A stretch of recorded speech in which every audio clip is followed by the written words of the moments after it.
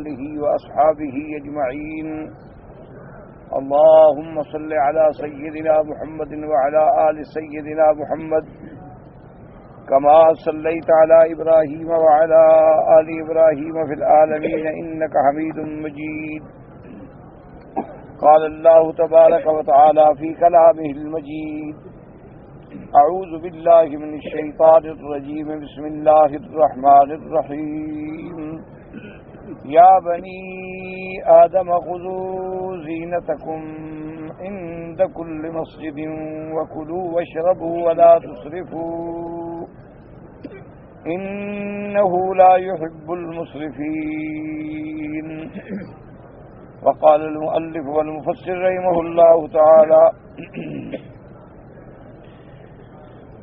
وللإمام أحمد أيضا وأهل السنن بإسناد جيد عن سمرة بن جندب رضي الله تعالى عنه قال قال رسول الله صلى الله عليه وسلم عليكم بثياب البياض فالبسوها فإنها أطهر وأطيب وكفنوا فيها موتاكم. اب مفسر رحمۃ اللہ علیہ فرماتے ہیں کہ امام احمد رحمۃ اللہ علیہ اور اصحاب سنن نے بھی سند جید کے ساتھ ایک اور حدیث مبارک بھی ذکر فرمائی ہے.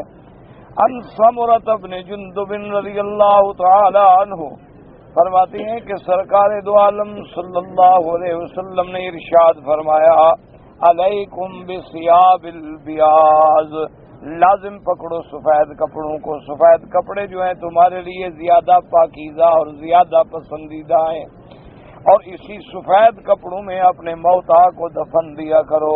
تو حضور صلی اللہ علیہ وسلم کو مردوں کے لیے رنگوں میں لباس جو ہے وہ سفید محبوب ہے، یعنی سفید کپڑا جو ہے وہ حضور صلی اللہ علیہ وسلم کو بہت محبوب ہے.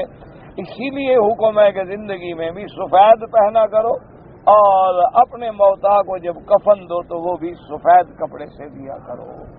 اور اسی میں ایک وجہ بھی بیان فرما دی حضور نے کہ ایک تو سفید رنگ جو ہے وہ زیادہ اطہر پاکیزگی والا ہے، اور دوسرا اطیب اللہ کے ہاں پسندیدہ بھی ہے.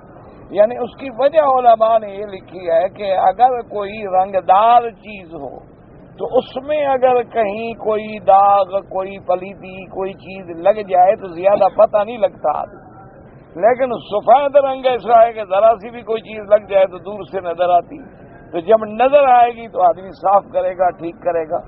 اور اسی طرح سفید کپڑے جو ہیں وہ اللہ تبارک و تعالیٰ کو زیادہ محبوب. اسی طرح قرآن مقدس نے ارشاد فرمایا ہے کہ قیامت والے دن جو ہیں جو مومنین ہوں گے، جو اللہ تبارک و تعالیٰ کے ایمان والے بندے ہوں گے، اللہ ان کے چہروں کو سفیدی عطا فرمائے، اور جو کافر ہوں گے، اندھیرے والے، ظلمات والے، تو اللہ ان کے چہروں پر بھی سیاہی ظاہر فرمائے.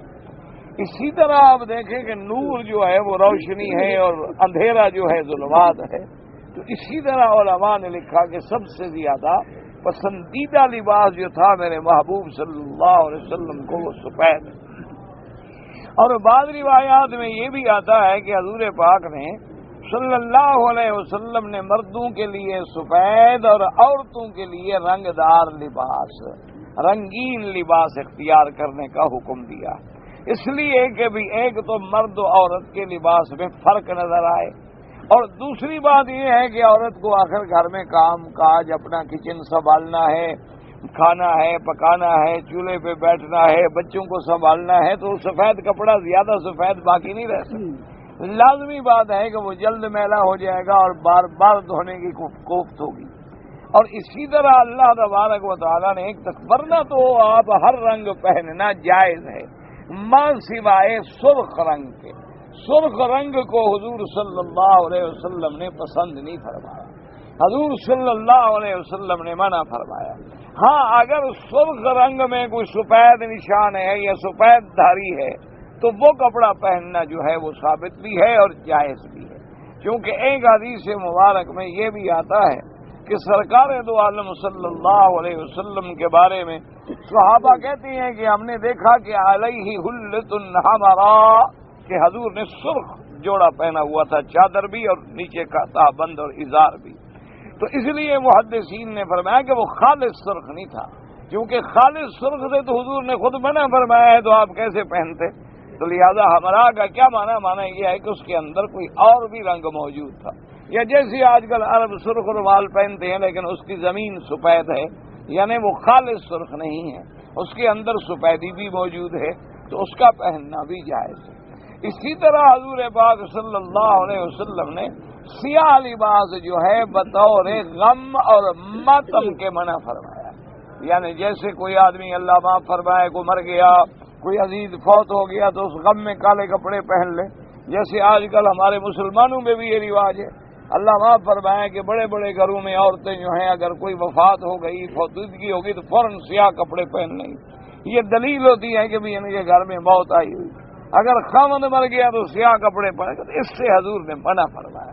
حضور صلی اللہ علیہ وسلم نے فرمایا کہ جو لباس ہے بس وہی اختیار کرو، غم دل میں ہوتا ہے اور آنسو بہانے کی اجازت ہے، اس کے علاوہ انا للہ و انا الیہ راجعون۔ اور حضور صلی اللہ علیہ وسلم نے فرمایا کہ جب ایسی کوئی بات آ جائے صدمے کی تو تم میری موت کو سامنے رکھا کرو، کہ اگر اللہ کے انبیاء پر، اگر خاتم الانبیاء اور امام الانبیاء پر بھی موت آ سکتی ہے تو پھر ہم کیا چیز ہے۔ اور اسی طرح یہ بھی تصور کیا کریں کہ جب ہر نعمت دینے والا مالک حقیقی ہے، اگر وہ اپنی دی ہوئی چیز ہم سے واپس لے لے تو کس کو کیا حق ہے اس پہ بات کرنے کا؟ لیکن ایک ہے طبعی طور پر جدائی کہ بھئی آخر بیٹا ہے، باپ ہے، بھائی ہے، ساتھی ہیں، اکٹھے رہتے ہیں تو ایک انس ہو جاتا ہے، تو جب موت آئے تو ایک جدائی ہوتی ہے، تو اس میں ایک فطری غم ہے اور وہ منع نہیں۔ اگر کوئی آدمی آنسو بہا رہا ہے یا اپنے کسی دوست کو یاد کر کے افسوس کر رہا ہے یا اس کے محاسن بیان کر رہا ہے یا اس کے لیے مغفرت کی دعائیں کر رہا ہے تو یہ بات منع نہیں، بلکہ یہ تو حکم ہے کہ ہر مسلمانوں کے لیے دعا مانگیں کہ ربنا اغفر لی ولوالدی وللمؤمنین یوم یقوم الحساب، ربنا اغفر لنا ولاخواننا الذین سبقونا بالایمان ولا تجعل فی قلوبنا غلا للذین آمنوا۔ اسی طرح جنازے میں بھی سب کے لیے دعا ہے کہ اللہم اغفر لحینا ومیتنا وشاہدنا وغائبنا وصغیرنا وکبیرنا وذکرنا وانسانا۔ تو سارے عالم اسلام کے لیے دعا ہے، تو یہ جائز ہے۔ البتہ ماتم کو ظاہر کرنے کے لیے سیاہ لباس پہننا جو ہے شریعت نے منع فرمایا، لیکن اگر کوئی آدمی سیاہ پگڑی استعمال کرے تو جائز ہے، کیونکہ سرکار دو عالم صلی اللہ علیہ وسلم نے سیاہ پگڑی بھی استعمال فرمائی، یعنی جس دن مکہ فتح ہوا ہے تو حضور صلی اللہ علیہ وسلم نے سیاہ پگڑی جو ہے وہ استعمال فرمائی۔ اسی طرح حضور صلی اللہ علیہ وسلم کے مجاہدین صحابہ نے کبھی کبھی جنگوں کے اندر سیاہ پرچم بھی استعمال فرمایا، لیکن زیادہ پرچم جو ہے حضور پاک کا، اس کا ثبوت حدیثوں میں جو ملتا ہے سفید اور سیاہ دھاری، سفید اور سیاہ دھاری والا زیادہ استعمال ہوا ہے۔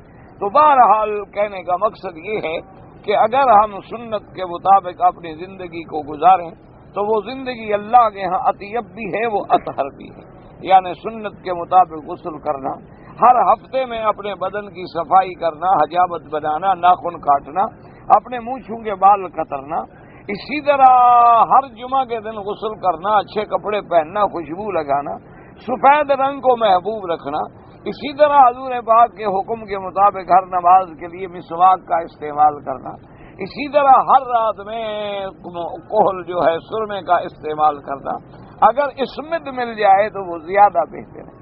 اور اسی طرح حضور پاک نے فرمایا کہ جو لوگ بال رکھتے ہیں یا جو لوگ الحمدللہ جن کو اللہ نے داڑھی کی سنت نصیب فرمائی ہے، ان کے لیے بھی حکم ہے کہ اپنے بالوں کو تیل لگایا کریں، اپنے بالوں میں کنگھی کیا کریں، تاکہ جو چیز رکھی ہے تو اس کا حق بھی ادا کریں، اگر بال رکھے ہیں تو بالوں کا حق بھی ادا کریں اور ان کی صفائی کریں، ان میں تیل لگائیں، ان میں کنگھی دیں۔ اور حضور صلی اللہ علیہ وسلم نے 3 صورتوں میں بال رکھنے کی اجازت، یعنی یا تو بال یہاں تک یا بال یہاں تک اور یا بال یہاں تک، یہ حضور صلی اللہ علیہ وسلم سے ثابت۔ اور اسی طرح حکم ہے کہ اگر کوئی آدمی اس میں مانگ نکالنا چاہتا ہے تو سیدھا نکالے، یہ ٹیڑھا نکالنا یا یہ سب انگریزی فیشن ہیں جن کا سنت محمد مصطفیٰ صلی اللہ علیہ وعلی آلہ وصحبہ وسلم سے کوئی تعلق نہیں۔ تو سنت کے مطابق اگر آپ لباس اختیار کریں، اسی لیے عورت کے لیے بھی حکم ہے کہ عورت بھی اپنی صفائی، حیض کے بعد صفائی، نفاس کے بعد صفائی، اسی طرح اپنے بدن میں خوشبو کا دھواں لینا، اسی طرح اپنے بدن میں عطر کا بھایا رکھنا تاکہ اندر کی غلاظت اور باہر کی غلاظت بھی دور ہو جائے۔ تو اسلام نے ہمیں بے انتہا نظافت کا حکم دیا ہے۔ اسی لیے آج پوری دنیا کے بڑے بڑے جو ان کے پروفیسر ہیں اور بڑے بڑے ان کے اسکالر ہیں وہ اس بات پہ متفق ہو گئے ہیں کہ اگر کوئی مرد یا عورت اسلام کے مطابق زندگی گزارے تو اللہ اس کو سرطان سے، کینسر سے بھی محفوظ رکھتے ہیں اور ایڈز کی بیماریوں سے بھی محفوظ رکھتے ہیں۔ یعنی اگر ایک آدمی اپنی بیوی کے بغیر کسی کو نہیں ملتا اور بیوی بھی خامن کے بغیر اس نے کسی غیر کو دیکھا ہی نہیں تو کہاں سے بیماری آئے گی؟ یہ بیماریاں تو اس وقت پیدا ہوتی ہیں جب انسان انسانیت سے گر کے حیوان بن جاتے ہیں، تو پھر اللہ تبارک و تعالی اپنا عذاب مسلط کر دیتے ہیں اور ایسی ایسی بیماریاں لگ جاتی ہیں کہ پھر جن کا علاج بھی دنیا میں کوئی نہیں، ورنہ حالانکہ کوئی ایسی بیماری نہیں اتری مگر جس کا اللہ نے علاج بھی اتارا۔ تو یہ تو بیماریاں نہیں، یہ تو اللہ کے عذاب ہیں۔ تو عذاب کا کیا علاج ہے؟ یا تو اللہ عذاب رفع فرما دے، ورنہ تو کوئی دنیا کی طاقت اس کا علاج نہیں کر سکتی ہے۔ تو اپنی زندگیوں کو اسلام کے مطابق بناؤ، اپنے لباس کو اسلام کے مطابق بناؤ، اپنے گھر میں اٹھنا بیٹھنا کھانا پینا اسلام کے مطابق بنائیں اور اپنی زندگی کو قرآن و سنت کی روشنی کے مطابق گزاریں تو اللہ کی رحمت سے امن ہوگا، رحمت ہوگی اور گھر جنت بن جائیں گے۔ اور اگر ہم نے سنت رسول پاک سرکار دو جہاں صلی اللہ علیہ وسلم کے طریقے کو چھوڑ دیا اور ہم نے اغیار یہود ہنود اور نصارہ کی پیروی کی تو اس کا انجام یہی نکلتا ہے کہ گھر جو ہیں وہ جہنم بن جاتے ہیں۔ کبھی بیٹی نکل گئی، کبھی بچے نافرمان ہو گئے، کبھی نوجوان لڑکی نے پتہ ہی نہیں والدین کو اور کہیں جا کے ایرے غیرے سے شادی کر لی۔ کتنی مسلمان لڑکیاں ہیں جنہوں نے کافروں سے شادیاں کر لی، کتنی مسلمان لڑکیاں ہیں جنہوں نے ہندوؤں سے شادیاں کر لی، اور کتنی مسلمان مرد ہیں جنہوں نے گھر میں ہندو عورتیں رکھی ہوئی ہیں۔ تو یہ کیا ہے؟ اسلام سے دوری کا نتیجہ ہے۔ اللہ تبارک و تعالی آپ کو بھی، اللہ مجھے بھی اور ہمارے خاندانوں کو بھی اسلام کے مطابق زندگی گزارنے کی توفیق بخشیں۔ وروى الطبراني بسند صحيح عن قتادة محمد بن سيرين تميم الداري اشترى رداء ب1000 وكان يصلي فيه۔ ابو فصل رحمۃ اللہ علیہ فرماتے ہیں کہ حضرت محمد بن سیرین سے روایت ہے کہ ان تمیم الداری، تمیم داری رضی اللہ تعالی عنہ نے 1000 اس وقت جو بھی درہم تھا 1000 میں ایک چادر خریدی تھی، تو جب نماز کا وقت آتا تو اسی کو پہن کے جاتے تھے۔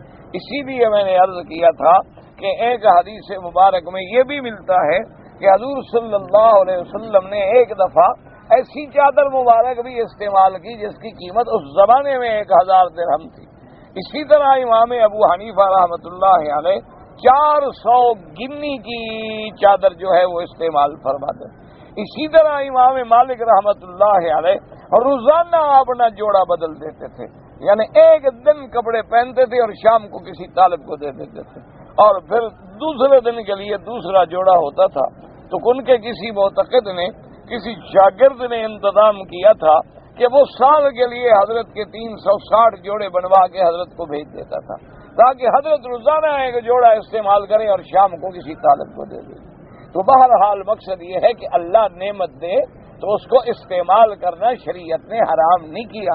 اللہ تبارک و تعالیٰ کا حکم ہے قرآن میں اما بنعمت ربک فحدث، اللہ کی نعمتوں کا اظہار کرو، اللہ نے تمہیں نعمت دی ہے استعمال کرو، لیکن شرط یہ ہے کہ غرور نہ آئے، شرط یہ ہے کہ تکبر نہ آئے، شرط یہ ہے کہ ریا نہ آئے، شرط یہ ہے کہ دوسروں کے لیے دکھلاوا پیدا نہ ہو، شرط یہ ہے کہ وہ لباس حرام سے نہ لیا جائے، شرط یہ ہے کہ وہ حرام لباس نہ لیا جائے جس کو شریعت نے حرام کیا ہے۔ اب اللہ نے فرمایا کلوا واشربوا ولا تسرفوا انه لا يحب المسرفين. قال بعض السلف رحمه الله تعالى جمع الله الطب كله في نصف آية. بعض اسلاف فرماتی ہیں کہ اللہ تبارک و تعالی نے طب کے احکام جو ہیں وہ اسی آدھی آیت میں بیان کر دیے ہیں کہ ساری دنیا کے طبیب، ساری دنیا کے حکما اتنی جامع اور مختصر بات نہیں بتا سکتے جو اللہ نے فرما دی ہے. اللہ نے فرمایا کھاؤ پیو لیکن اسراف نہ کرو، زیادتی نہ کرو. کھانے پینے کی اجازت ہے لیکن یہ نہیں کہ بس کھانا اور کھانا اور کھانا. اسی لیے علماء نے لکھا ہے کہ تم کھاؤ جینے کے لیے، تم یہ نہیں کہ جیو کھانے کے لیے کہ تم اس لیے زندہ ہو کہ بس کھاتے ہی رہو. نہ، اتنا کھاؤ جو تمہارے زندہ رہنے کے لیے کافی ہو. کیونکہ اگر کھانا کوئی بہت بڑا شرف ہوتا تو پھر تو انسان سے بھینس افضل ہوتی، وہ زیادہ کھانا کھا جاتی. انسان سے ہاتھی زیادہ بہتر ہوتا، پھر اونٹ زیادہ بہتر ہوتا. کھانے میں تو جانور بھی زیادہ کھاتا ہے، لیکن اللہ تبارک و تعالیٰ نے انسان کو افضل بنایا ہے. اگر گوشت کھانے میں فضیلت ہو تو شیر تو پورے کے پورے بکرے ہضم کر جاتا ہے. بہت بڑے جانور ہیں جو گوشت کے علاوہ کوئی چیز بھی نہیں کھاتے ہیں. تو اس لیے انسان کھانے کے لیے نہیں پیدا ہوا، لیکن کھانے کی اجازت ہے کہ کھاؤ اور پیو لیکن اسراف نہ کرو. اس لیے علماء نے لکھا ہے کہ اگر پیٹ بھرا ہے اور پھر بھی کھا رہا ہے تو یہ اسراف ہے. انسان اگر دن میں 4 دفعہ کھا رہا ہے تو یہ اسراف ہے. انسان اگر جو چیز دل میں خواہش پیدا ہو گئی اور کھائے یہ بھی اسراف ہے. یعنی جو چیز دل میں آ جائے کہ بس آج جناب یہ کھانا ہے اور وہ لازم منگوائے تو یہ اسراف میں شامل. جو اللہ نعمت عطا فرما دیں، جو گھر میں پک جائے، جو اللہ کی نعمت موجود ہے بالکل استعمال کریں. اللہ تبارک و تعالی نے منع نہیں فرمایا. اسی لیے میرے آقا کے بارے میں سیدہ عائشہ صدیقہ رضی اللہ تعالی عنہا فرماتی ہے کہ حضور پاک نے کبھی ہم نے کھانا رکھا تو کبھی اعتراض بھی نہیں فرمایا زندگی میں کہ نمک زیادہ ہے یا کم ہے. کبھی یہ نہیں فرمایا کہ یہ پھیکا ہے یا زیادہ میٹھا ہے. بس جو گھر میں رکھ دیا حضور نے کھا لیا، پسند نہیں آیا تو نہیں کھایا بس. لیکن زبان مبارک میں کبھی شکوہ نہیں آیا. اور حضور صلی اللہ علیہ وسلم کا کھانا بھی کیا ہوتا تھا، یعنی کھجور ہو گئی یا کبھی روٹی مل گئی اور اس میں پرانا گھی بچا ہوا تھوڑا سا لگا لیا، یا سرکہ جسے آپ کہتے ہیں، سرکہ خل عربی میں کہتے ہیں، تو یہ بطور سالن استعمال ہو گیا. حضور نے فرمایا کہ بہت اچھا سالن ہے بھائی، سرکے میں ذرا روٹی لگا کے کھا لی. تو بہرحال وہ مقام تو آپ کو نہیں مل سکتا، نہ ہمیں مل سکتا ہے. اللہ نے جو نعمتیں دی ہیں بالکل کھائیں، استعمال کریں، لیکن اللہ کی نعمتوں کا شکر ادا کریں، اللہ تبارک و تعالیٰ کی نعمتوں کا حق ادا کریں. اسی طرح تاریخ میں لکھا ہے کہ امام شافعی رحمۃ اللہ علیہ ایک دفعہ مہمان ہوئے اور ایک بہت بڑے امام کے پاس کہتے امام احمد بن حنبل رحمۃ اللہ علیہ، تو انہوں نے اپنے گھر میں بچوں سے کہا کہ آج ہمارے گھر میں مہمان آ رہے ہیں، جو بتائے کون ہے؟ وہ تو امام شافعی ہے، وہ اللہ نے جس کو فقہ کا امام بنایا ہے، اور پھر وہ سید بھی ہیں، آل رسول بھی ہیں اور امام وقت بھی ہیں. تو اچھے سے اچھے کھانے بنائیں تاکہ ہم اپنے مہمان کا استقبال کریں. تو ماشاءاللہ گھر والوں نے اچھی اچھی چیزیں بنائی. تو امام صاحب جو کھانے بیٹھے ماشاءاللہ سارا کھا گئے. اب جب گھر میں برتن واپس گئے تو بچیاں، نوجوان بچیاں ہوتی ہیں، تو ان کو تو احساس ہوا.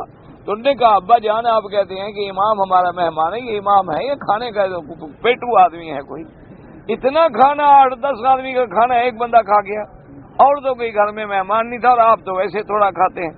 تو انہوں نے کوئی جواب نہ دیا، ہنس کے چپ کر گئے.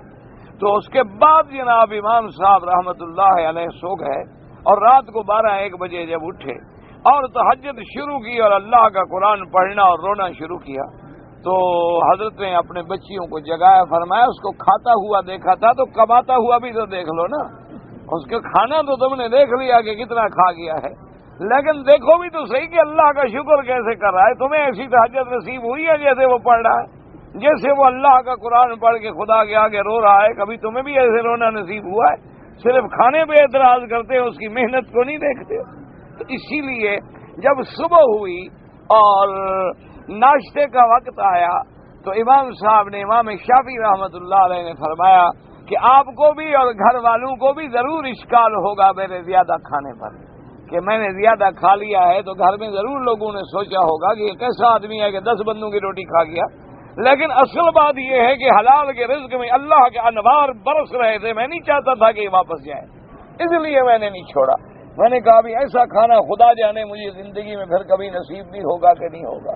اس میں جو برکات و ثمرات تھے وہ مجھے کہیں نظر نہیں. کیوں؟ جب رزق حلال ہو تو اس کی برکتیں ہی نرالی ہوتی، اس کی لذت ہی نرالی ہوتی ہے اور اس کے ثمرات ہی نرالے ہوتے ہیں. یعنی آپ یقین فرمائیں، دین پور شریف میں ہم جاتے تھے کبھی تو وہاں کیا ہوتا تھا، دال پک گئی، کبھی کوئی سبزی بن گئی، یا کبھی گوشت، اور وہ بھی گائے وغیرہ کا موٹا گوشت. یعنی یہ نہیں کہ بکرے پکتے تھے.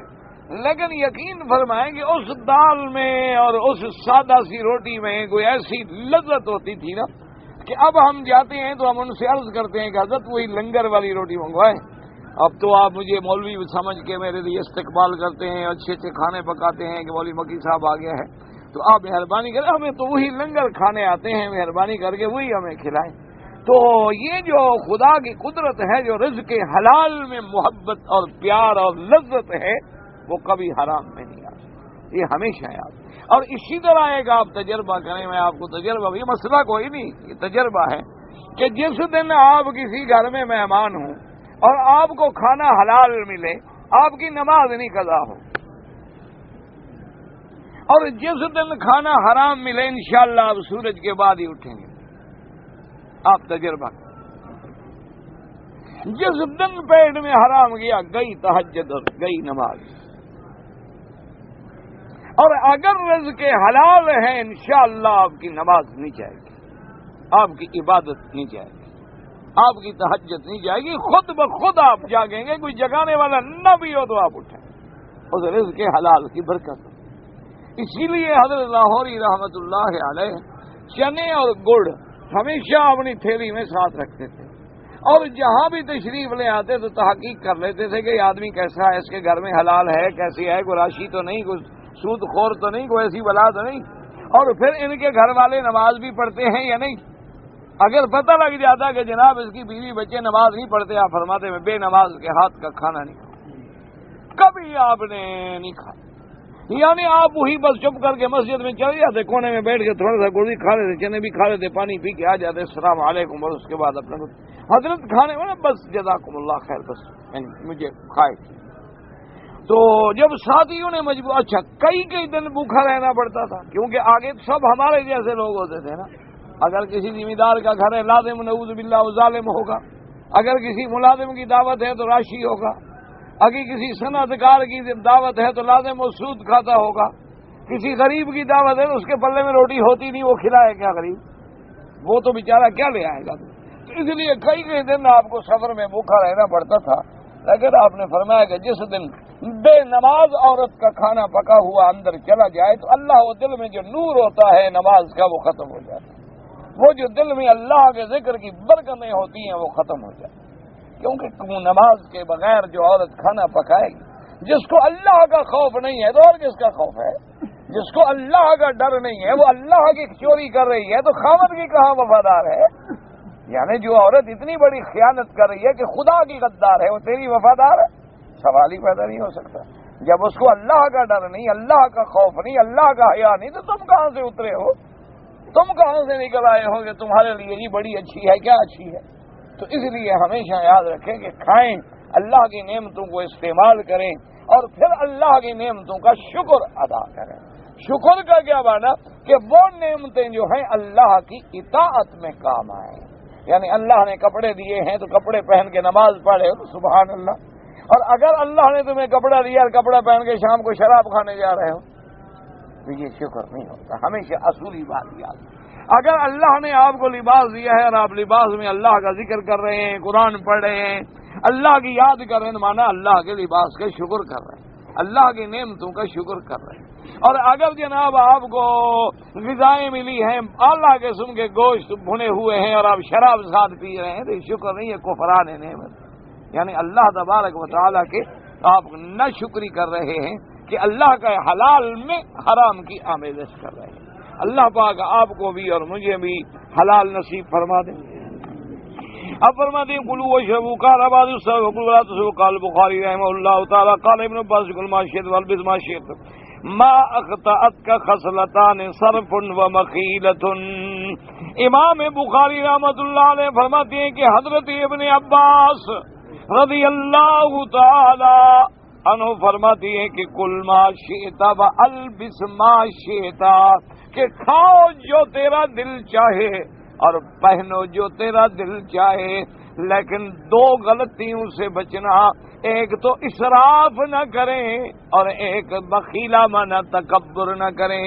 یعنی ایسے نہ ہو کہ تیرے دل میں تکبر پیدا ہو جائے، یا ہے کہ اسراف کریں بلا وجہ، ایسا نہ کریں. باقی جو چیزیں اللہ نے پیدا کی ہیں کھاؤ پیو پہنو، کوئی منع نہیں شریعت میں.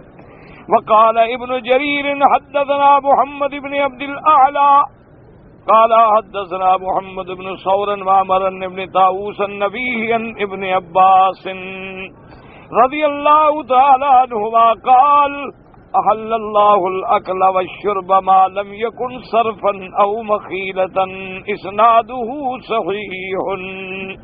حضرت ابن عباس رضی اللہ تعالیٰ عنہ سے روایت ہے، آپ نے فرمایا کہ ما احل اللہ، اللہ نے حلال کیا ہے کھانا پینا، جو نعمتیں ہیں فائدہ اٹھاؤ، لیکن شرط یہ ہے کہ اسراف بھی نہ ہو اور تکبر بھی پیدا نہ ہو جائے.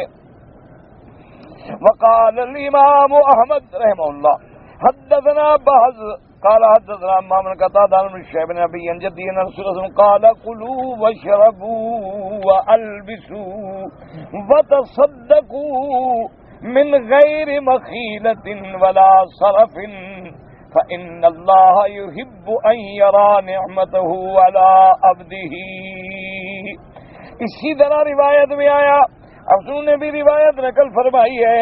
یہ روایت جو ہے حضرت ابن شعیب النبی عن جدی سے امام احمد رحمۃ اللہ علیہ نے فرمایا کہ سرکار دو عالم رحمت دو جہاں صلی اللہ علیہ وسلم نے فرمایا کہ کھاؤ پیو پہنو جو اللہ کی نعمتیں استعمال کرو، وتصدقوا اللہ کے راستے میں خیرات بھی کرو، صدقہ بھی کرو، من غیر مخیلۃ ولا صرف، کہ تکبر نہ آئے اور اسراف نہ پیدا ہو. اللہ کے راستے میں جو چیزیں ہیں تمہارے لیے حلال استعمال کرو. اور حضور نے فرمایا فإن اللہ يحب ان يرى نعمته على عبده، اللہ محبوب رکھتے ہیں کہ میں نے اپنے بندے کو جو نعمت دی ہے تو اس کا اثر بھی ظاہر ہو میرے بندے پر. میں نے جو اس کو پیسہ دیا، نعمت دی، خیرات دی، کپڑے دیے، پہنے، تاکہ بندے پر اللہ کی نعمتیں بھی ظاہر ہوں. اس کو بھی اللہ نے پسند فرمایا. رواه النسائی وماجہ من ذکر من شیخ نبی انجدی میں قال كلوا وتصدقوا والبسوا في غیر اسراف ولا مخیلۃ. اللہ فرماتے حضور نے فرمایا کہ کھاؤ پیو پہنو، لیکن اسراف بھی نہ کرو، تکبر بھی نہ کرو. وقال الامام احمد بن ابي المغيرة قال حدثنا سليمان بن سليم الكلبي قال حدثنا يحيى بن جابر الطائي قال سمعت المقدام بن مالك الكندي قال سمعت رسول الله صلى الله عليه وسلم يقول ما بلى ابن آدم بها شر من بطنه حسب ابن آدم وقلات يكون سروا كان فاعلا لا محالة فثلث لطعامه وثلث لشربه وثلث لنفسه. ولما النسائی والترمذی من طرق جابر به وقال الترمذی حسن وفي نسخة حسن صحیح.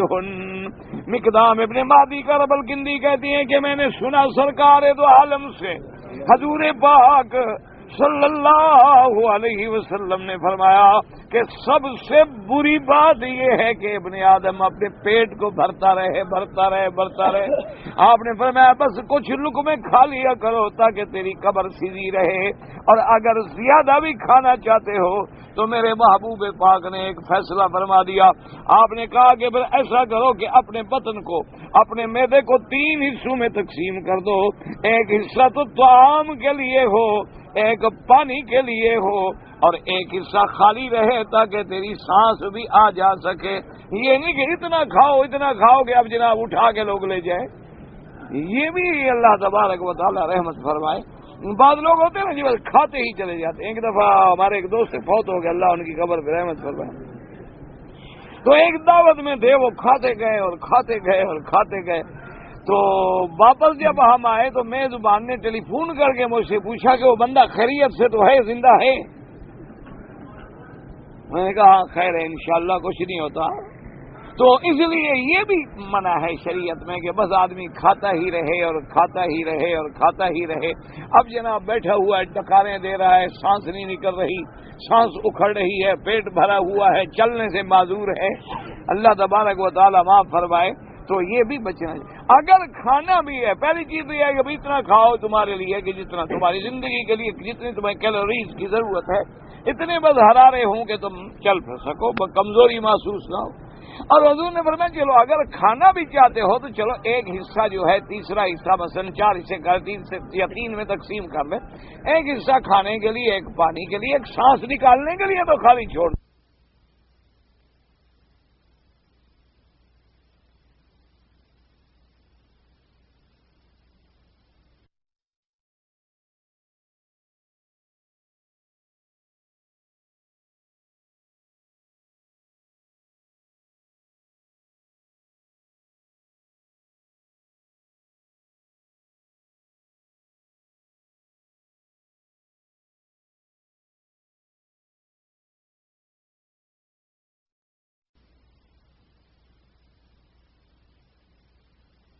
سانس نکلے نہ نیچے سے سانس نکلے، اور کہے گا جی یہ کھا رہے ہیں۔ اچھا بعض لوگ کھانے میں بھی مقابلے کرتے ہیں کہ آؤ جی مقابلہ کرو، بیٹھے کون زیادہ کھاتا ہے۔ نعوذ باللہ ثم نعوذ باللہ، اللہ تبارک و تعالی، یہ تو پھر مقابلہ کرنا۔ اسی لیے حضرت قاسم نانوتوی رحمت اللہ علیہ، اللہ ان کی قبر پہ کروڑوں رحمتیں فرمائے، تو انہوں نے ایک دفعہ ایک عیسائی سے مناظرہ تھا۔ عیسائیوں کا ایک بہت بڑا پادری تھا، بڑا اس کو دعویٰ تھا اپنے علم کا، اس نے چیلنج کیا تو حضرت نے قبول کر لیا اور مناظرے کے لیے تشریف لے۔ تو جب حضرت تشریف لائے اور مناظرے کے مقام پہ پہنچے تو آپ نے اپنے شاگردوں میں سے 2 آدمیوں کو بھیجا کہ جا کے اس سے بات کرو اور مناظرے کی شرائط طے کرو کہ بھی مناظرہ کس موضوع پہ ہوگا، نفیس بات کس کے ذمے ہوگی، دلائل میں کون کون سی کتابیں استعمال ہوں گی۔ تو یہ شرائط مناظرہ ہوتی ہیں، باقاعدہ علم ہے مناظرہ، ایک علم ہے باقاعدہ، یہ نہیں کہ ہر آدمی مناظر بن جاتا ہے۔ تو جب وہ شرائط مناظرہ طے کرنے کے لیے گئے تو ان کے شرائط لکھ کے واپس آئے تو بڑے پریشان۔ حضرت فرمایا کیا بات ہے؟ انہوں نے کہا حضرت مناظرہ تو خیر جب ہوگا تو ہوگا، ہم جب شرائط طے کرنے کے لیے گئے تو اس کے آگے پوری ایک ٹیبل بھری ہوئی تھی کھانے کی، اور پتہ نہیں کتنی قسم کے کھانے اس میز پہ لگے ہوئے تھے، وہ کھا بھی رہا تھا اور ہمارے ساتھ بات بھی کر رہا تھا۔ تو ہم ڈر اس لیے گئے ہیں کہ اگر اس بدبخت نے کہا کہ حضرت قاسم نانوتوی میرے ساتھ کھانے میں مناظرہ کریں، ہم اس لیے پریشان ہیں کہ پھر آپ تو مقابلہ نہیں کر سکتے۔ آپ کا تو حال یہ ہے کہ 4تھا حصہ روٹی کا کھا لیتے ہیں اور 1 پیالی دودھ کی یا چائے کی پی لیتے ہیں۔ اس لیے ہم پریشان ہیں کہ کہیں وہ بدبخت ہمیں رسوا نہ کر دے کہ وہ یہ چیلنج کرے کہ جی آؤ کھانے میں مقابلہ کرو، پڑھنے پڑھانے میں بعد میں دیکھا جائے گا۔ تو حضرت نے بڑے آرام سے فرمایا کہ بھائی اگر کھانے میں مقابلہ ہو گیا تو آپ لوگ جو ہیں میرے ساتھ، آپ کس کام آئیں گے؟ تو فرمایا آپ مقابلہ، اور اس کے بعد کہا دیکھو بھائی اگر کھانے کا ہی مقابلہ کرنا ہے تو ہم بھی ایک بھینس لا کے کھڑی کر دیں گے کہ پادری صاحب اس سے ساتھ مقابلہ کرو۔ یہ تو حیوان کا کام ہے، کھانا کوئی انسان کا کام ہوتا ہے۔ یہ تو مقابلے میں پھر ہم بھی ایک حیوان کھڑا کر دیں گے جب آدمی انسانیت سے نکل جائے۔ ہاں البتہ اس سے یہ کہیں اگر وہ یہ چیلنج قبول کر لے کہ نہ کھانے میں مقابلہ کریں، کھانے میں نہیں، کھانا تو حیوانی صفت ہے، یہ تو حیوانیت کی دلیل ہے، نہ کھانا جو ہے یہ نورانی صفت ہے۔ تو اس میں اگر وہ مناظرہ کرنا چاہے تو فقیر حاضر ہے کہ ہم دونوں کو کسی ایک جگہ بند کر دیں اور کچھ نہ دیں، 3 4 5 دن دیکھتے ہیں کون مقابلہ کرتا ہے۔ تو اچھا اصل بات یہ بھی ہے، یاد رکھیں کہ حضور پاک نے بھی جب روزے رکھے تھے آپ نے متواصل، تو یہ انبیاء کا مقام، ہر آدمی کا مقام نہیں کہ حضور نے دن کو روزہ رات کو روزہ، پھر دن کو بھی روزہ رات کو بھی روزہ، دن کو بھی روزہ رات کو بھی روزہ، 2 3 3 4 4 دن کٹھے۔ صحابہ نے روزے شروع کیے، دوسرے دن جناب بے ہوش، کسی پہ پانی ڈال رہے ہیں، کسی پہ کپڑا ڈال رہے ہیں، کسی کو پنکھا کر رہے ہیں۔ حضور نے فرمایا کیا ہو گیا؟ انہوں نے کہا جی ہم نے بھی روزے رکھے ہیں۔ نے فرمایا یہ کو مسیح تم کون ہے میرا مقابلہ کرنے والے؟ عجیب بات ہے. میں نے کہا حضور ہم نے دیکھا جب ہمارے آقا رکھ رہے ہیں تو سنت ہم بھی رکھ لیں. میں نے فرمایا تم کون ہو میرا مقابلہ کر رہے ہیں؟ میں کیا تو کھان کھلانے والا کھلاتا ہے اور پلانے والا پلاتا ہے. اسی لیے آپ دیکھیں کہ اللہ کے فرشتوں کی غذا کیا ہے؟ سبوح قدوس ربنا ورب الملائکۃ والروح. تسبیح جو ہے اللہ نے غذا بنا دی، نہ وہ کھاتے ہیں نہ پیتے ہیں، اللہ کی تسبیح ان کی غذا. اسی لیے جب آدمی انبیاء علیہم السلام یا اولیاء اللہ جو ہیں جب ذکر ان کی غذا بن جاتا ہے تو پھر ان کو دنیا کی چیزیں بس وہ گزارے کے لیے استعمال کرتے ہیں کہ شریعت کا اعتراض نہ ہو جائے، تاکہ شریعت کا خلاف نہ ہو جائے. بھی کچھ کھا لو کچھ پی دو تھوڑا سا، تاکہ بھی انسان رہیں ہم. کوئی آدمی نعوذ باللہ یہ نہ سمجھے کہ یہ تو کوئی اور چیز بن گئے ہیں. تو اس لیے وہ اپنے آپ کو اس حدود میں رکھنے کے لیے کھاتے پیتے ہیں، ورنہ ان کی ٹھنڈک، ان کی غذا جو ہے وہ اللہ کا ذکر بن جاتا ہے. اسی لیے اب آپ دیکھیں ایمان سے کہ ٹھنڈے دل سے سوچیں کہ ہم سے قرآن مبارک پڑھا نہیں جاتا.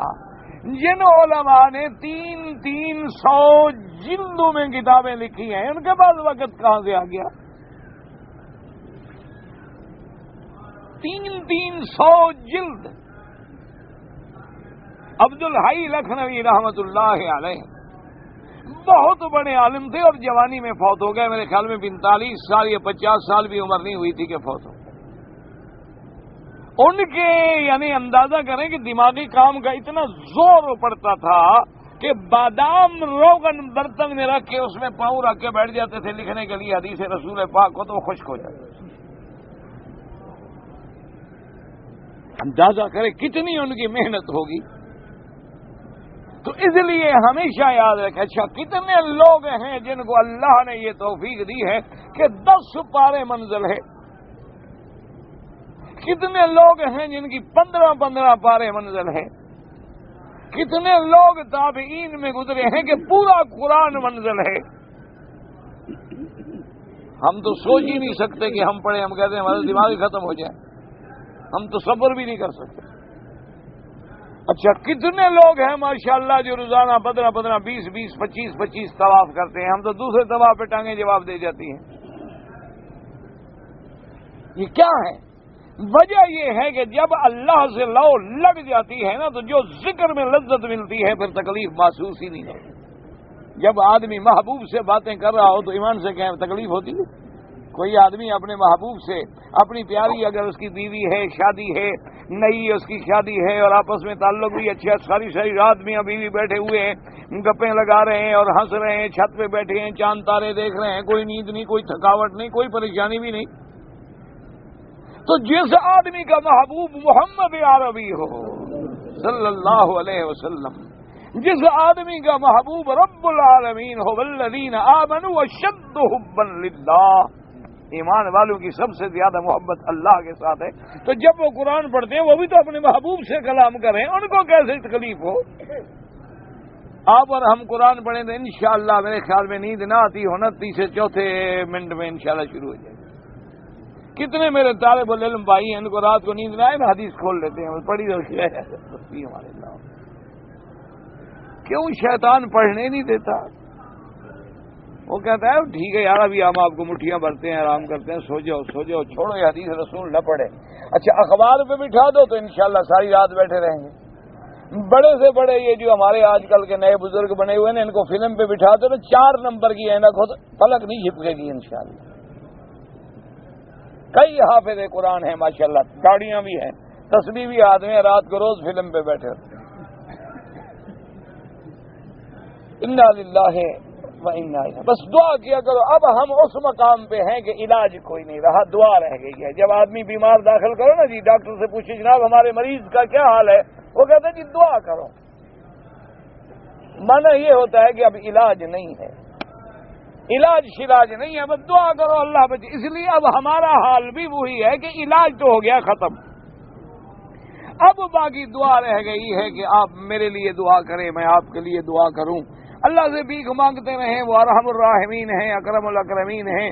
آخر وہ کتوں کو اور جانوروں پر بھی تو رحم کرتے ہیں، ہم پر بھی رحم فرما دیں.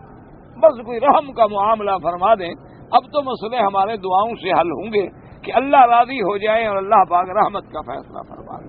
اسی لیے مفسرین نے فرمایا کہ حضور نے فرمایا کہ فَإِنْ كَانَ فَاعِلًا لَا مَحَالَہ، ضروری کھانا بھی ہے تم نے، وَسُلْسٌ لِطَعَامِهِ وَسُلْسٌ لِشَرَابِهِ وَسُلْسٌ لِنَفْسِهِ۔ امام نسائی ترمذی رحمۃ اللہ علیہ نے بھی یہ روایت نقل کی اور امام ترمذی فرماتے ہیں یہ حدیث حسن ہے، اور ایک حدیث نسخے میں ہے کہ حدیث حسن بھی ہے، صحیح بھی ہے۔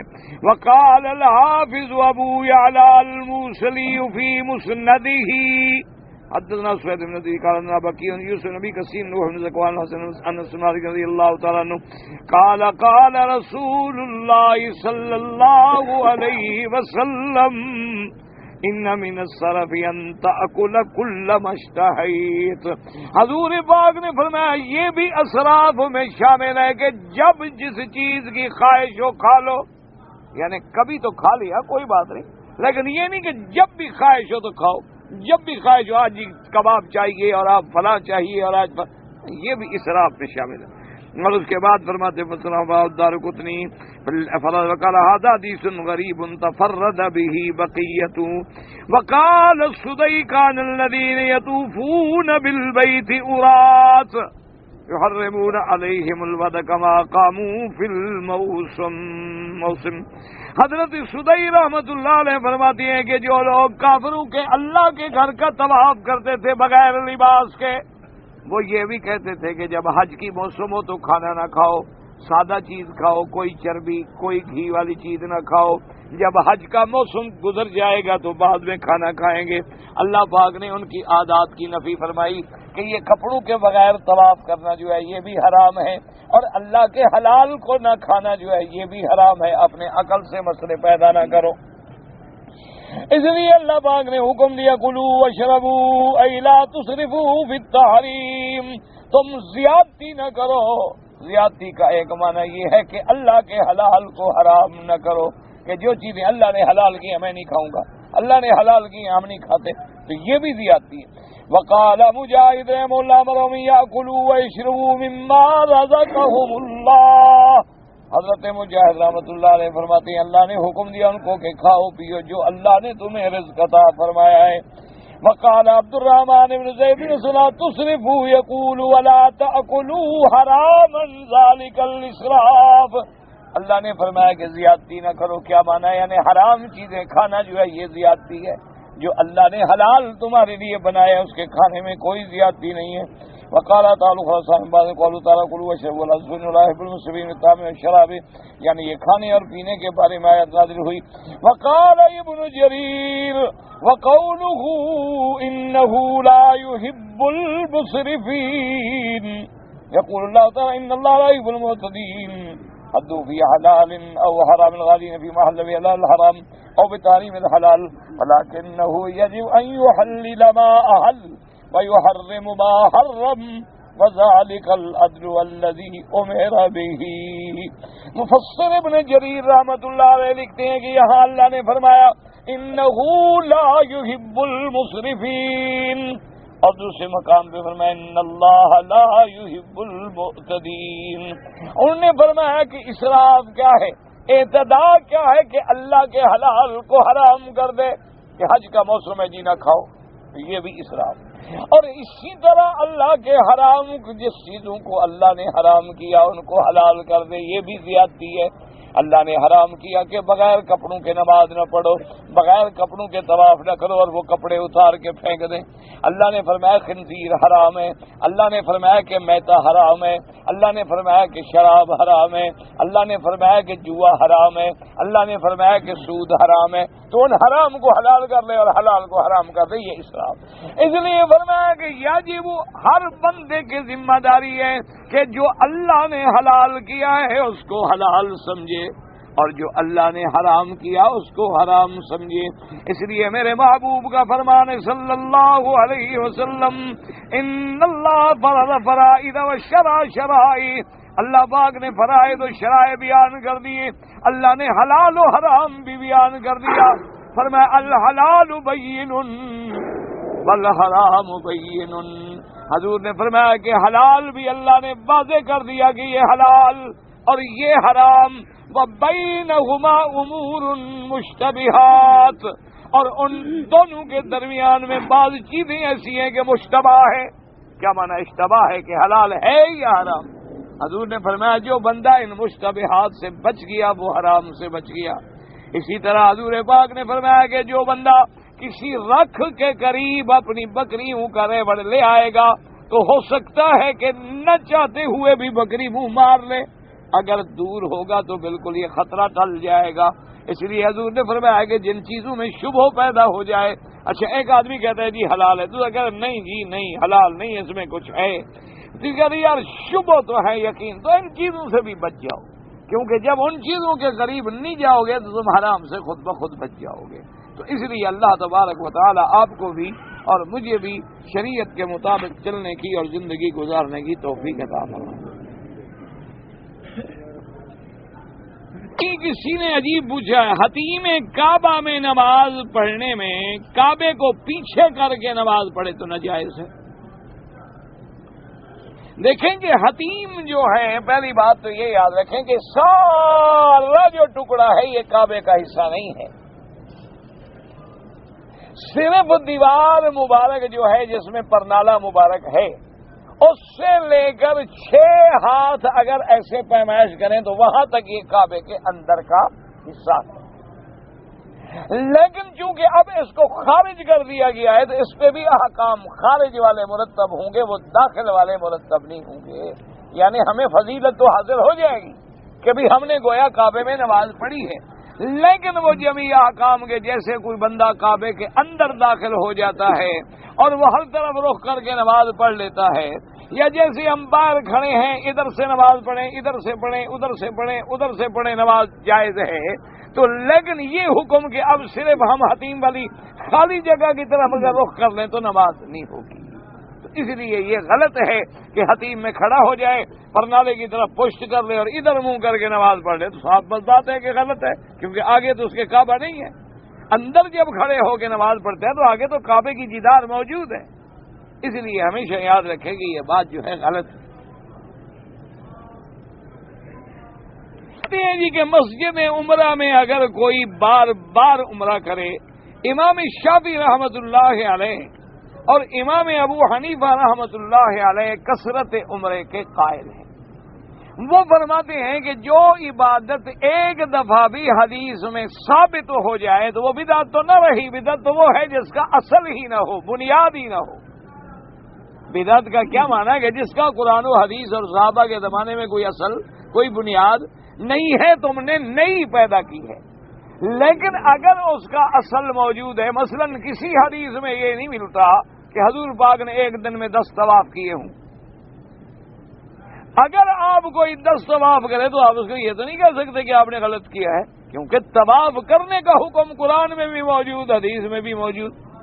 اب نفلی عبادت من تطوع خیرن جتنی بڑھتا جائے اتنی اللہ جیسے کہ میں یتقرب الی بالنوافل، حضور پاک کی حدیث ہے کہ اللہ فرماتے ہیں کہ بندہ نفلی عبادت کرتے کرتے کرتے کرتے کرتے میرے اتنے قریب ہو جاتا ہے گویا وہ جو کچھ سن رہا ہے میری سماعت سے سن رہا ہے، اور جو دیکھ رہا ہے گویا میری طرف سے دیکھ رہا ہے، یعنی اس کی اپنی حیثیت ہی مٹ جاتی ہے، کوئی حیثیت اس کی باقی نہیں رہتی۔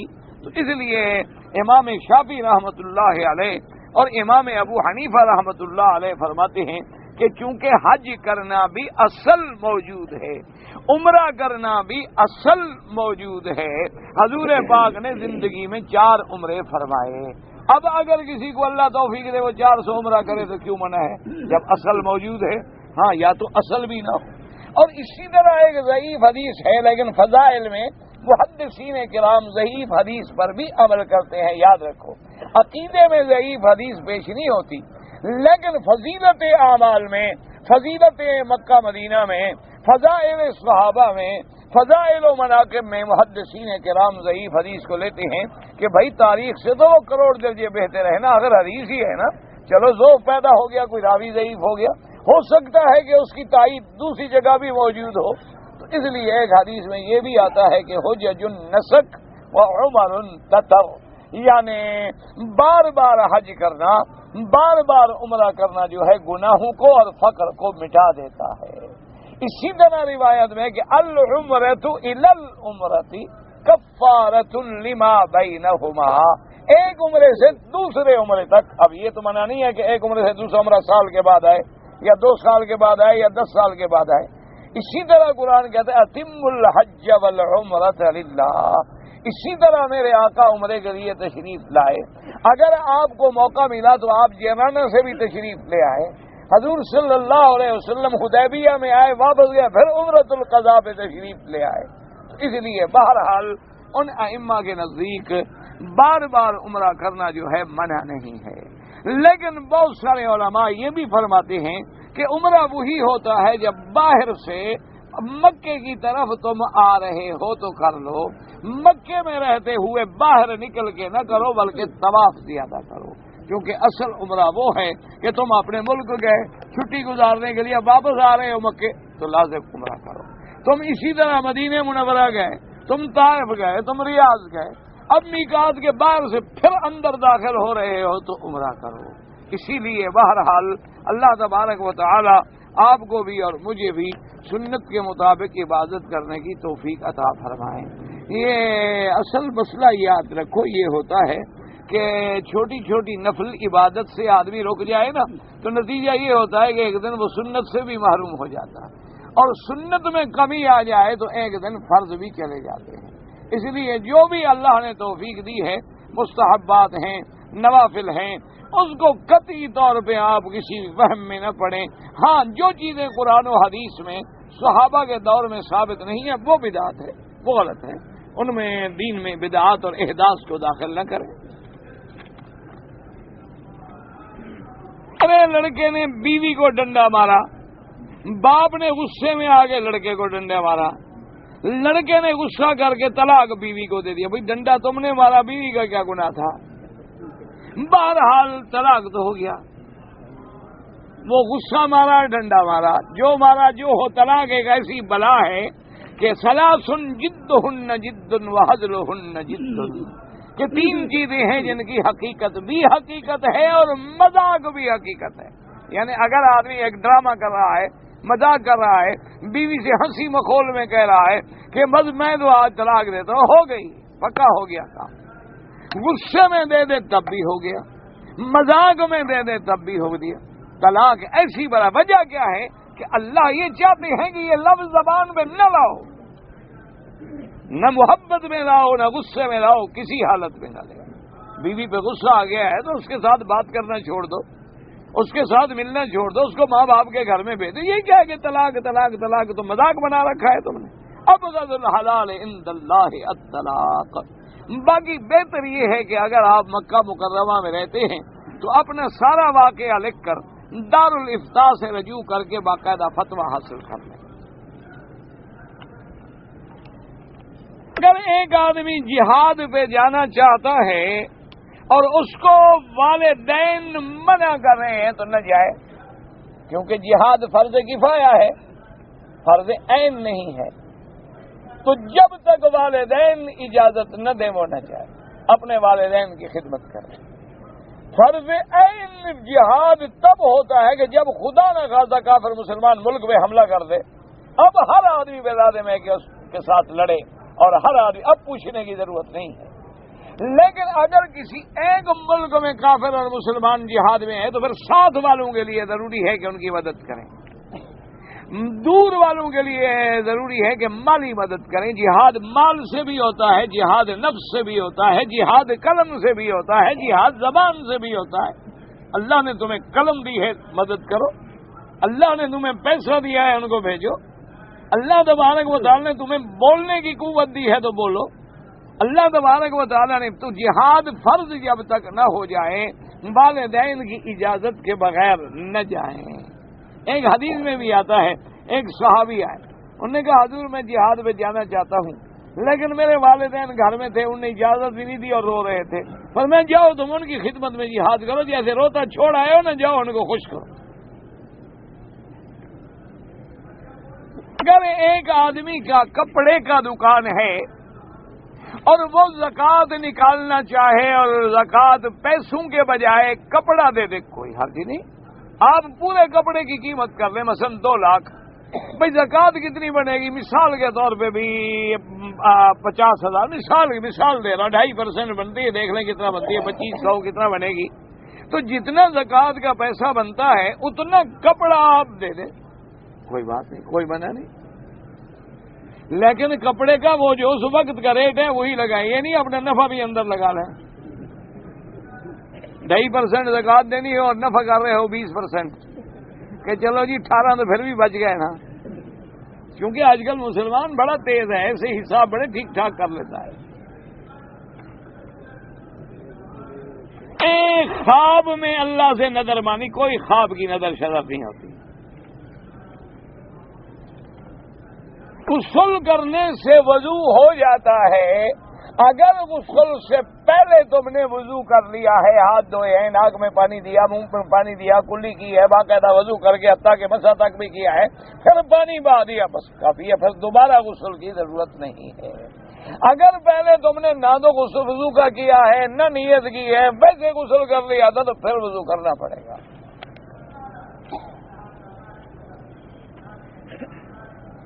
18 سال پہلے میں نے ایک آدمی کو 1500 ریال قرض دیا تھا. وہ آدمی اب کہتا ہے کہ آپ نے مجھے نہیں دیا تھا. تو اس کا اصول شریعت میں یہ ہے کہ چونکہ تم مدعی ہو، تمہارے ذمہ ثبوت ہے کہ تم ثابت کرو گواہوں کے ساتھ، کوئی دلائل کے ساتھ کہ واقعی تم نے دیا. اگر تم ثبوت پیش نہ کر سکو تو وہ قسم اٹھائے تم قبول کرو، وہ حلف اٹھائے کہ میں نے نہیں لیا تو تم قبول کرو. بس اصول یہی ہے کہ جو گواہ ہے، جو ثبوت ہے وہ مدعی کے ذمہ، والیمین علی من انکر، قسم اس پہ آئے گی جو انکار کرتا ہے. وہ کہتا ہے جی میں نے نہیں لیا قرضہ، اور آپ کے پاس ثبوت نہیں ہے تو آپ کہیں جی قسم اٹھاؤ. وہ قسم اٹھا لیں، آپ چھوڑ دیں، پھر اللہ بدلہ خود لے گا. ہم نے حج بدل کیا ہے. پہلے دن تو ہم نے کنکری مارا، دوسرے دن نہیں مارا، تیسرے دن پھر مارا. تو تیسرے دن جب کنکری مارا تو دوسرے دن والا بھی قضا کر دیا، تو پھر تو کوئی دم نہیں. لیکن اگر تیسرے دن مارا لیکن دوسرے دن کا بالکل نہیں مارا، نہ دوسرے دن نہ تیسرے دن، تو پھر ایک بکری دم پڑ گئی. حج بدل کرو یا کوئی کرو، احکام تو وہی رہیں گے. اگر ایک آدمی بسم اللہ پڑھ کے نہر میں چھلانگ مار دے، وہی بات ہے نا، پہلے جب تک وضو کے شرائط پورے نہ ہوں تو وضو نہیں ہوگا. ایمان سے کہیں یہاں کون سی نہر ہے جہاں یہ چھلانگ مارے گا؟ نہیں آپس میں. بھائی مولوی مفت ہے تو کچھ تو لکھو. آپ مجھے لے چلیں جی جیسے نہر میں آپ چھلانگ مارتے ہیں، مجھے نہر تو دکھائیں کم از کم. بس ایک خیال ہے بیچارے، خیال کرنا کہیں سمندر والی نہر میں نہ چھلانگ مار دینا، واپس بھی نہیں آؤ گے انشاءاللہ. کہیں جدے چلا جائے اور شوق ہو جائے، چھلانگ مار کے حضرت آگے نکل جائے. میں مکہ مکرمہ میں کام کرتا ہوں. اگر میں جدے اپنے کسی دوست کو ملنے کے لیے چلا جاؤں تو احرام باندھنا ضروری نہیں ہے. یاد رکھو کہ جدہ میقات نہیں ہے، حرم کے تو باہر ہے. یعنی ایک ہے حد حرم، وہ تو شمیسی میں ختم ہو گئی، بعد میں ہل شروع ہو گیا. میقات ہے یلملم، وہ تو بہت آگے ہے. تو لہذا جدہ کوئی میقات نہیں ہے. اگر آپ جدے جائیں اور دوست کو ملیں یا ویسے سیر پہ چلے گئے واپس آ گئے، احرام نہیں باندھا، کوئی حرج نہیں، کوئی بنا. ہاں اگر دل کرتا ہے کہ عمرہ کر لوں تو پھر جدے سے بھی احرام باندھ کے عمرہ کر سکتے ہو، ورنہ کرنا ضروری نہیں ہے. بات یاد رکھیں گے بھی شیعہ جو ہے نا وہ ایک قسم نہیں ہوتی، ان میں 12 امامی بھی ہیں، 6 امامی بھی ہیں. بلکہ شیخ الاسلام ابن تیمیہ رحمہ اللہ نے اپنی کتاب جو ہے منہاج السنہ میں، اللہ ان پہ کروڑوں رحمتیں فرمائے، انہوں نے سینکڑوں قسمیں لکھی ہیں. اس لیے تم ان باریکیوں میں جھگڑے میں نہ پڑو. ایک موٹی بات یاد رکھو کہ جس کا قرآن پہ ایمان نہ ہو وہ کہتا ہے یہ قرآن مکمل نہیں. وہ کافر ہے. جو آدمی بی بی عائشہ صدیقہ رضی اللہ تعالی عنہا کو ناپاک سمجھے تو کافر ہے. کیوں؟ قرآن کہتا ہے بی بی پاک ہے، وہ کہتا ہے ناپاک ہے. اچھا، اللہ قرآن میں کہتا ہے کہ میں صحابہ پہ راضی ہو گیا اور وہ صحابہ پہ ناراض ہے، تو اس کا بھی قرآن پہ ایمان نہیں ہے. ایک موٹی سی بات ہے. اللہ فرماتا ہے رضی اللہ